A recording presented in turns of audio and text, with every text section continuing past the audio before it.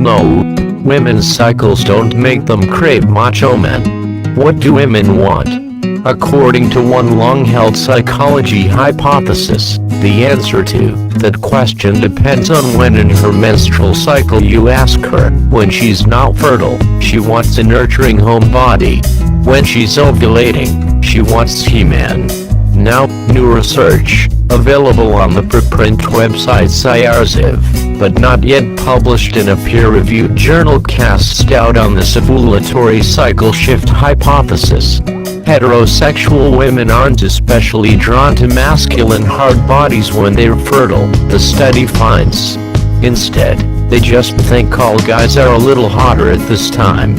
We simply found that all men that we had were slightly more attractive when women were in their fertile window, said study researcher Julia Junger, a doctoral student at the University of Göttingen in Germany.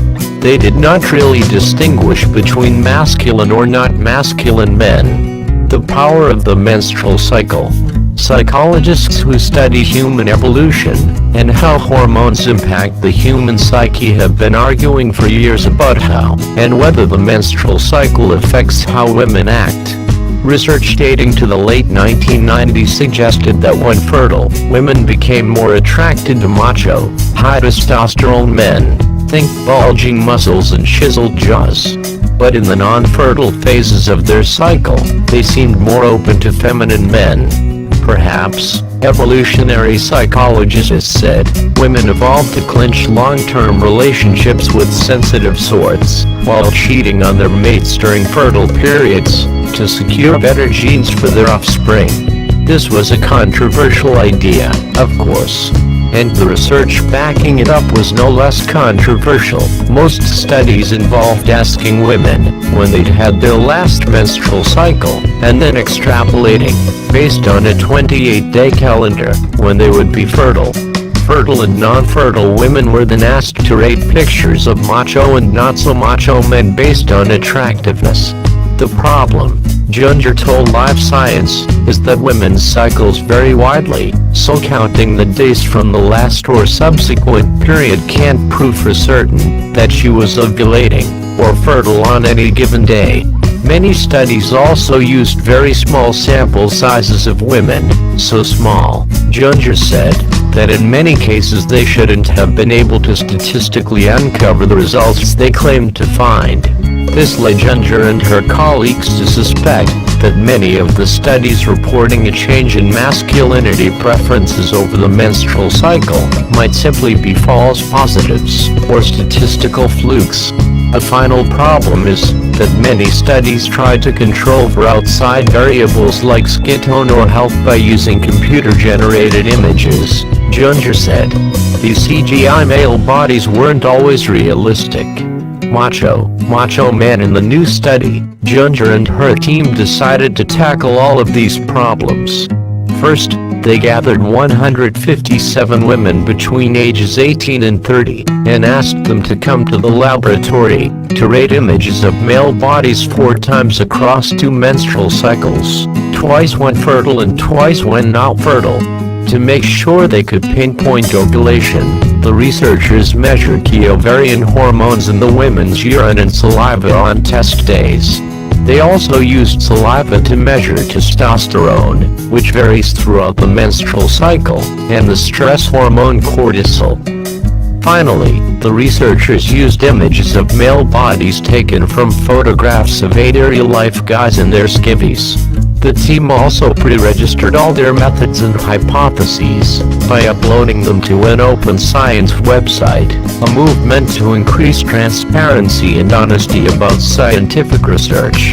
We can't change anything, so we really had to stick to that plan, Junger said. The results. Well, overall, women find macho guys hot. The researchers found male bodies that were more masculine were rated more attractive. In general.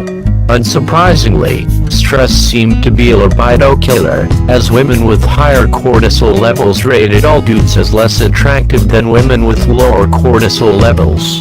During fertile phases, the macho guys still topped the charts, the researchers found. but there was no evidence of a change in preference for types of bodies, Junger said. Well, overall all the guys looked a little hotter to women peering through fertility-tinted glasses. But there was a catch. That was only true for women in relationships. Singles didn't change their attractiveness ratings across the cycle.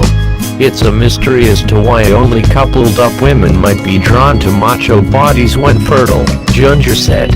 One possibility is that they simply face less risk from sex than singles. For example, there might be less chance of a sexually transmitted infection in a monogamous relationship or less risk of being left high and dry should they get pregnant, for example.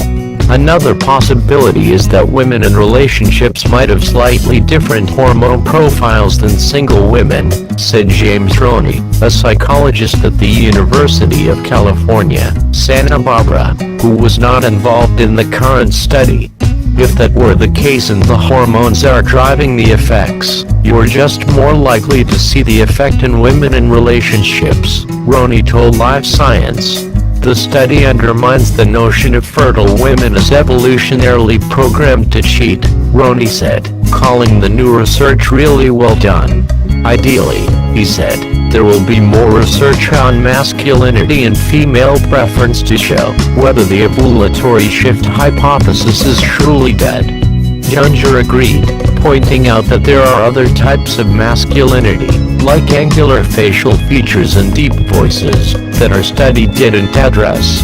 However, there is a growing body of evidence that women's interest in masculinity doesn't shift with hormones, said Benedict Jones, a psychologist at the University of Glasgow who was not involved in Junger's study. He and his team will soon publish research in the journal Psychological Science finding that women don't prefer more manly faces when they're fertile either.